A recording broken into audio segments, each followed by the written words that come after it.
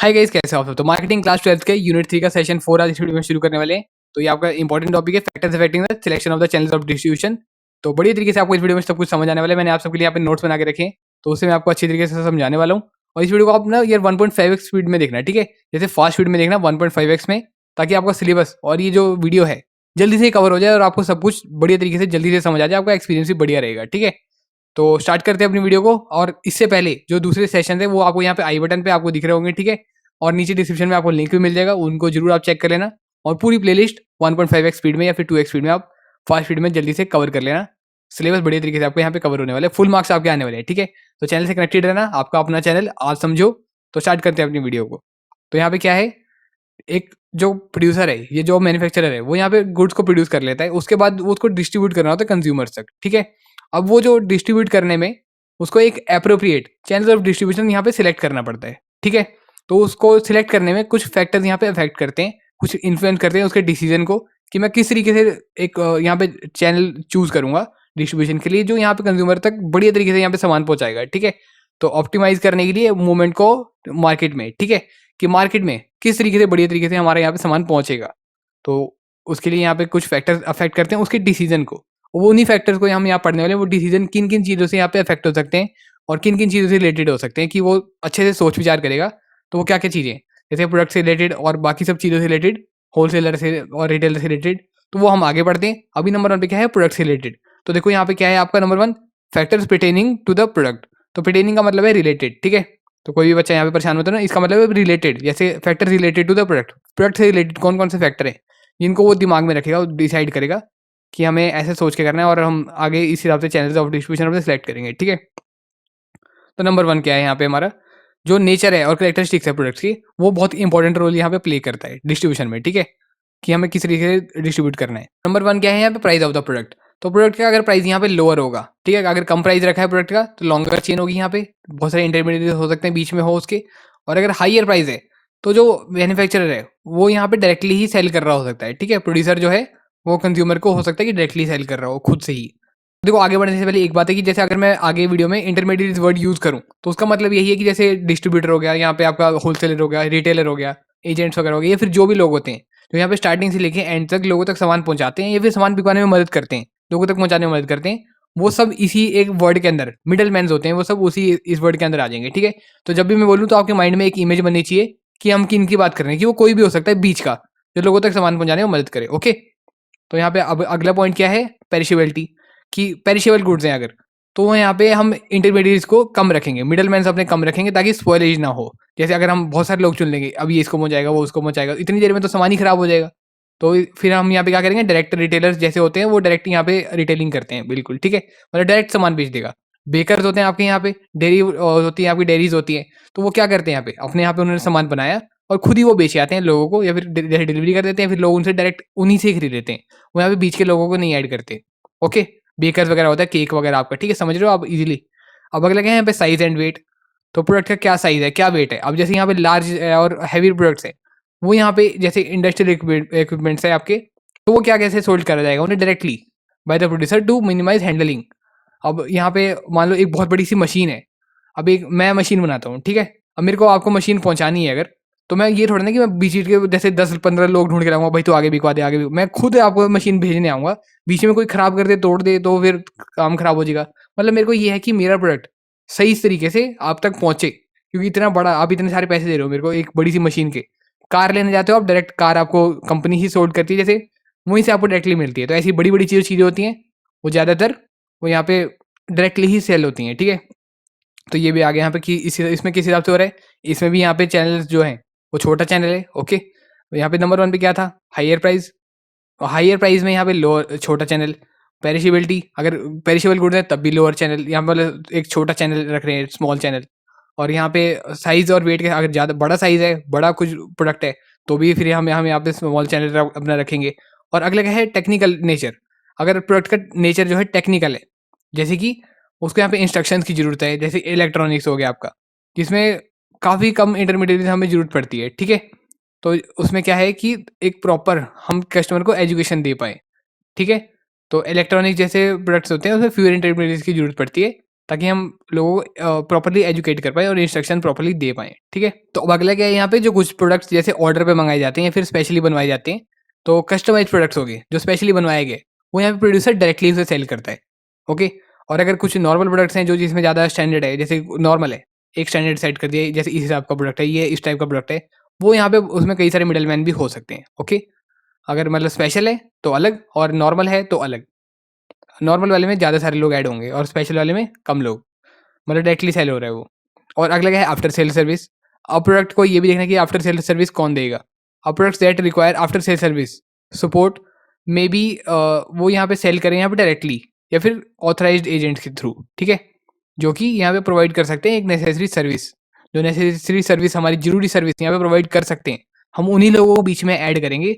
बाकी या फिर हम डायरेक्टली ही करेंगे कि मेरे को पता है कि मेरी कंपनी का सामान जैसे आपने कोई फ़ोन खरीदा, ठीक है? अब मेरे को पता है मेरी कंपनी के लोग ही आप वो फ़ोन को बढ़िया तरीके से एक तरह से रिपेयर कर सकते हैं, तो मैं अपनी कंपनी में ही रिपेयरिंग का सिस्टम बनाऊँगा। वहीं से वो रिपेयर करेंगे या फिर कोई ज़रूरी जैसे इंपॉर्टेंट लोग हों, कोई बढ़िया तरीके के लोग हों, जिनको आगे मैं कनेक्ट कर सकता हूँ अपनी टीम में, जोड़ सकता हूँ आगे आपको जैसे कंपनी में जोड़ सकता हूँ, तो उन लोगों को मैं जोड़ लूँगा। नहीं तो मैं अपनी कंपनी से ही यहाँ पे रिपेयरिंग का सामान बना के करूँगा, ठीक है? तो यही सिस्टम रहेगा यहाँ पे। तो हमने देख लिया यहाँ पे ये सब बातें जुड़ी हुई थी प्रोडक्ट से रिलेटेड कि हमें कौन-कौन लोगों को बीच में जोड़ना है, लोगों तक सामान पहुँचाने में और सामान पहुँचने के बाद और सर्विस वगैरह के लिए जो भी चीज़ें यहाँ पे करनी है स्टार्टिंग से लेके एंड तक, तो वो सब कौन-कौन करेगा वो यहाँ पे प्रोडक्ट से रिलेटेड जो भी फैक्टर थे हमने यहाँ पे समझ लिए। अब तो आपको यहाँ पे अच्छे तरीके से समझ आ गया होगा, ठीक है? अब अगला क्या है यहाँ पे factors pertaining to the consumer और मार्केट, ठीक है? तो इसे पढ़ते हैं अब। तो नंबर 1 क्या है हमारे यहाँ पे, नंबर ऑफ कस्टमर्स। अब अगर लार्ज कस्टमर बेस है, हमारे बहुत सारे कस्टमर हैं, तो उसमें मिडलमैन की हमें ज़रूरत पड़ेगी, ठीक है? जबकि अगर स्मॉल कस्टमर बेस है हमारा, तो उसमें हम डायरेक्ट डिस्ट्रीब्यूशन भी कर सकते हैं, ओके? तो अब अगला क्या है यहाँ पे, जियोग्राफिकल स्प्रेड ऑफ कंज्यूमर्स। अब यहाँ पे अगर हमारे कंज्यूमर बहुत बड़े एरिया में फैल रखे हैं, तो हमें यहाँ पे होलसेलर और रिटेलर्स की ज़रूरत पड़ेगी, ठीक है? अगर ये स्प्रेड हो रखे हैं वाइड एरिया में, तो इनकी ज़रूरत है हमें मिडलमैन की। और अगर हमारा कंज्यूमर बेस लिमिटेड है, स्मॉल एरिया में है, तो हम यहाँ पे डायरेक्टली जो सेल करें वही यहाँ पे हमारे लिए सफिशिएंट है, इनफ है, ओके? अब अगला क्या है हमारा साइज़ ऑफ द ऑर्डर। अब जैसे कोई ऑर्डर यहाँ पे बल्क में कर रहा है, कोई बहुत सारा सामान लेने को तैयार है, तो हम यहाँ पे डायरेक्टली उसे हैंडल कर देंगे, हम डायरेक्टली उसे सेल करेंगे। जो प्रोड्यूसर है वो डायरेक्टली उसे सेल करेगा, ओके? और यहाँ पे अगर स्मॉल ऑर्डर कर रहे हैं कोई, जैसे स्मॉल ऑर्डर्स हैं, तो हम ऐसे नहीं बेचेंगे, वो हम होलसेलर आगे देख लेगा उसे कि किस तरीके से बेचना है, ओके? तो हम होलसेलर को ढूँढेंगे, मतलब जो प्रोड्यूसर है वो होलसेलर को यहाँ पे ऐड करेगा। अब अगला क्या है यहाँ पे, ऑब्जेक्टिव ऑफ द परचेज़। अब यहाँ परचेज़ का क्या ऑब्जेक्टिव है? Products for industrial use are often sold directly. जो इंडस्ट्रियल यूज़ के लिए प्रोडक्ट्स यहाँ पे परचेज़ करे जा रहे हैं, मतलब खुद के लिए नहीं, आगे कुछ प्रोसेसिंग के लिए, आगे बनाने के लिए, जैसे रॉ मटेरियल की तरह, तो वो यहाँ पे डायरेक्टली ही सेल किए जाते हैं। जबकि कंज्यूमर गुड्स जो होते हैं वो यहाँ पे डिस्ट्रीब्यूट करे जाते हैं इंटरमीडिएट्स के थ्रू, ओके? बीच के लोग वहाँ ऐड करेंगे। अगर हमें लोगों को स्पेशली जो यूज़ करने वाले लोग होते हैं, हम लोग, तो वहाँ पे हम दूसरे लोगों से ही, रिटेलर वगैरह से ही खरीदते हैं, ओके? तो नेक्स्ट क्या है हमारे यहाँ पे, नीड फॉर क्रेडिट फैसिलिटीज़, ठीक है? जैसे उधारी वगैरह का सिस्टम हमें यहाँ पे रखना है, तो यहाँ पे होलसेलर और रिटेलर की ही ज़रूरत पड़ती है, वही उसे मैनेज करते हैं यहाँ पे कस्टमर के क्रेडिट्स को, ठीक है? तो अगर हमें क्रेडिट वाला सिस्टम कुछ बढ़ाना है, बनाना है आगे और प्रॉपर्ली हैंडलिंग करवानी है, तो फिर वो होलसेलर और रिटेलर को ऐड करना पड़ेगा। तो 2 हमने बहुत बढ़िया तरीके से कवर कर लिया। अब नंबर 3 पे आपका क्या है, factors pertaining to the middleman. तो अभी तक आपको सब कुछ बढ़िया तरीके से समझ आ रहा होगा, लाइक जरूर कर देना यार, और चैनल पे नहीं तो सब्सक्राइब कर देना। तो मिडलमैन से रिलेटेड कुछ फैक्टर्स यहाँ पे जुड़े होते हैं, जो उस हिसाब से हम मिडलमैन को यहाँ चूज़ करते हैं, ठीक है? कि कौन-कौन से लोगों को हमें बीच में घुसेड़ना है, कौन-कौन से लोगों को हमें ऐड करना है अपने चैनल में। तो नंबर 1 पे क्या है, services provided by the middleman. अब मिडलमैन कैसी-कैसी सर्विस हमें प्रोवाइड कर रहा है या फिर हमें कैसी सर्विस की ज़रूरत है, उस हिसाब से हम यहाँ पे मिडलमैन को यहाँ पे चूज़ करेंगे। तो ठीक है, अगर हमारा नया प्रोडक्ट है तो हम यहाँ पे रिप्रेजेंटेटिव्स को चूज़ करेंगे, ना कि एजेंसीज़ को, ठीक है? तो एजेंसीज़ बहुत सारे लोगों को, क्लाइंट्स को हैंडल करती है और रिप्रेजेंटेटिव्स स्पेशली हमारे लिए होंगे, तो हम उन्हीं को लेंगे जो हमारे प्रोडक्ट को दर्शा रहे हैं और उनको हम स्पेशली यहाँ पे चूज़ करेंगे, एजेंसीज़ को नहीं। मतलब नए प्रोडक्ट में होता है ऐसा, ठीक है? तो अब अगला क्या है, पोटेंशियल फॉर हाई सेल्स। अब यहाँ पे क्या है, कुछ चैनल्स यहाँ पे अगर प्रॉमिस कर रहे हैं हायर सेल्स, उनको हम टिपिकली ज़्यादा फेवर करेंगे, ठीक है? उनको हम ज़्यादा प्रेफरेंस देंगे, जो यहाँ पे ज़्यादा बिकवाने की बात कर रहे हैं। अब अगला क्या है, मतलब यहाँ पे हमारी कुछ इच्छाएँ हैं जो मिडलमैन पूरी करे, हम उस हिसाब से मिडलमैन को चुन लेंगे, ठीक है?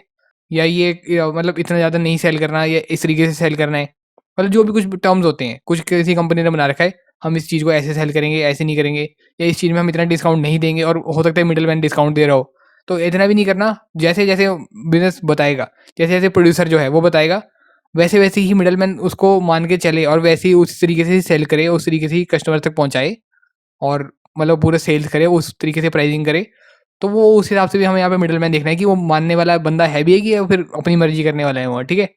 तो हमारा ब्रांड चल रहा है, बिजनेस चल रहा है प्रोड्यूसर का, तो वो देखेगा कि किस तरीके का मिडल मैन उसे चूज़ करना है। मिडल मैन के एटीट्यूड पे भी डिपेंड करता है। अब अगला क्या है यहाँ पे, कॉस्ट ऑफ डिस्ट्रीब्यूशन। तो डिस्ट्रीब्यूशन की क्या कॉस्ट है, हमें कॉस्ट इफेक्टिव चाहिए यहाँ पे कि हमारे जो चैनल डिस्ट्रीब्यूशन चैनल है वो कॉस्ट इफेक्टिव हो और बैलेंस करें यहाँ पे सर्विसेज की तरफ, ठीक है। Balanced against the services offered is crucial factor in selection, ठीक है। अब सिलेक्ट करने में ये है कि अब बैलेंस तरीके से हमें सर्विसेज भी मिले, मतलब सर्विसेज भी ऑफर करे साथ ही वो, ठीक है। तो वो उस हिसाब से हमारे लिए बहुत ज़रूरी चीज़ है कि जो हमने चुन रखा है कॉस्ट इफेक्टिव भी हो, पैसा भी बचाए और काफ़ी हमें सर्विस भी यहाँ पे मिले कस्टमर को भी और हमें भी, मतलब फ़ायदेमंद हो, ठीक है। हम देखेंगे कि फ़ायदा, मतलब जो प्रोड्यूसर है वही देखिए फ़ायदेमंद भी है, आगे सर्विसेज का भी ध्यान रख रहा है ये, और यहाँ पे ये पैसे भी कम ले रहा है, ज़्यादा भी नहीं है, ओके, ठीक है। मिडल मैन से रिलेटेड कुछ बातें हैं, जैसे एक तरह से एटीट्यूड हो गया, यहाँ पे कुछ बिहेवियर हो गया। तो मिडल मैन के बिहेवियर की तरह से हम जैसे यहाँ पे सिलेक्ट करते हैं, चूज़ करते हैं कि किस तरीके का मिडल मैन हमें चूज़ करना है, ओके। तो ये थर्ड पॉइंट भी हमारा कवर हो गया। अब नेक्स्ट बढ़ते हैं फोर्थ पॉइंट की तरफ, जो कि आपका factors pertaining to the producer और कंपनी। कंपनी से रिलेटेड कौन कौन से फैक्टर्स यहाँ पे जुड़े हुए हैं वो अब यहाँ पे समझते हैं, बहुत आसान है, जल्दी से हम इसे समझते हैं और अपना यूनिट फिनिश करते हैं। तो यहाँ पे नंबर 1 क्या है हमारा, लेवल्स ऑफ प्रोडक्शन। तो ठीक है, अब जो लार्ज प्रोड्यूसर होते हैं वो यहाँ क्या कर सकते हैं, अफोर्ड कर सकते हैं मेंटेन करना अपनी सेल्स फोर्स खुद की बना सकते हैं, अपने खुद की टीम बना सकते हैं लोग जो सामान बेचने में मदद करेंगे। जबकि जो स्मॉलर प्रोड्यूसर होते हैं उनको यहाँ पे होलसेलर और रिटेलर की जरूरत पड़ती है, वही आगे बिकवाएंगे, वही आगे बेचने में मदद करेंगे, ओके। अब नेक्स्ट क्या है हमारा यहाँ पे, फाइनेंशियल रिसोर्सेज, ठीक है। अगर किसी कंपनी की यहाँ पे फाइनेंशियल रिसोर्सेज जो है वो यहाँ पे स्ट्रांग है, फाइनेंशियली वो स्ट्रांग है कंपनी, तो वो उसे क्या अलाउ करती है कि वो मिडल मैन को यहाँ पे ना चुने और बल्कि डायरेक्टली सेल करे, ठीक है। अपना खुद का सिस्टम भी बना सकते हैं वो, ठीक है। अब नेक्स्ट यहाँ पे हमारा मैनेजरियल कॉम्पिटेंस एंड एक्सपीरियंस, ठीक है। तो ये भी हमें यहाँ पे देखना है कि जो न्यू है और या फिर इनएक्सपीरियंस्ड मैन्युफैक्चरर है वो यहाँ पे क्या करता है, वो रिलाई करता है more heavily on intermediates to manage sales and distribution.